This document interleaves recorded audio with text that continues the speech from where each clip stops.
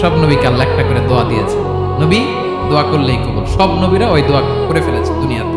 বিশ্বনবী বলেন আমি করি নাই, আমি দুনিয়ার বুকে কঠিন বিপদে পড়েও কোনোদিন করি নাই। আমি আমার স্পেশাল দোয়াটা কিয়ামতের দিন আমার গুনাহগার উম্মতকে সুপারিশের জন্য রেখে দিয়েছি। আজকে আমি তোমার দরবারে দাঁড়িয়ে কিয়ামতের দিন ওই দোয়াটা করছি। আল্লাহ, আমার যে উম্মতের হৃদয়ে যাররা পরিমাণ ঈমান আছে, আমার একটা উম্মতকেও তুমি জাহান্নামে ঢোকাতে পারবে না। বিশ্বনবী একবার ছাগলের রান খাচ্ছিলেন, খেতে খেতে বিশ্বনবী বলেন আনা সাইয়্যিদুন নাস ইয়াউমাল কিয়ামা, আমি কিয়ামতের দিন সর্বশ্রেষ্ঠ হব, মানুষের মধ্যে সর্বশ্রেষ্ঠ সেরা আমি বিশ্বনবী। আলহামদুলিল্লাহ।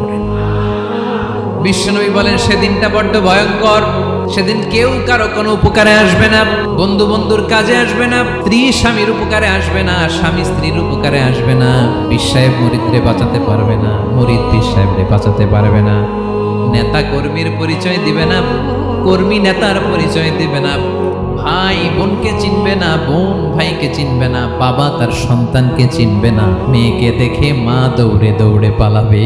বড্ড ভয়ঙ্কর দিন। বিশ্বনবী বলবেন জমিনটা এখনকার মতো থাকবে না, পুরো জমিনটা সমান হয়ে যাবে ফ্ল্যাট। এখন তো গোল, তখন ফ্ল্যাট। সবাই এক জমিনের উপরে দাঁড়াবে, সূর্যটা মাথার কাছে চলে আসবে, সূর্যের গরমে মানুষের মাথার মগজ গলে গলে কানের ছিদ্র নাকের ছিদ্র দিয়ে বেয়ে বেয়ে পড়বে। সবাই হয়রান পেরেশান ক্লান্ত শ্রান্ত। মানুষগুলো বলবে বাঁচার কোনো উপায় নাই।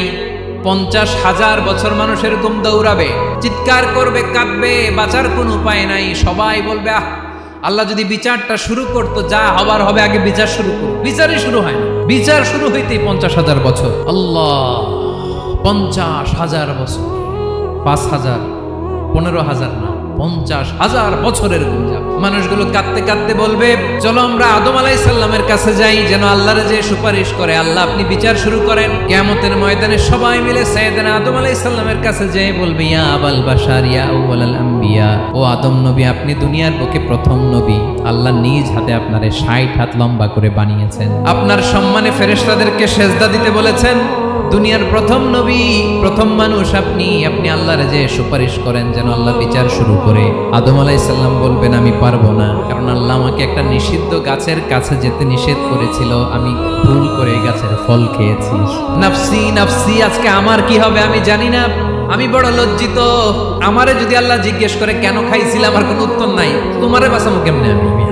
নবীরা থার করে কাঁপবে সেদিন। আদম আলাইহিস সালাম বলবেন আমি পারবো না, মাফ করো আমাকে, আমি পারবো না। ওই যে ভুল করে গন্ধম খেয়ে ফেলেছি, নিষিদ্ধ গাছের ফল খেয়ে ফেলেছে, আমি বড় লজ্জিত।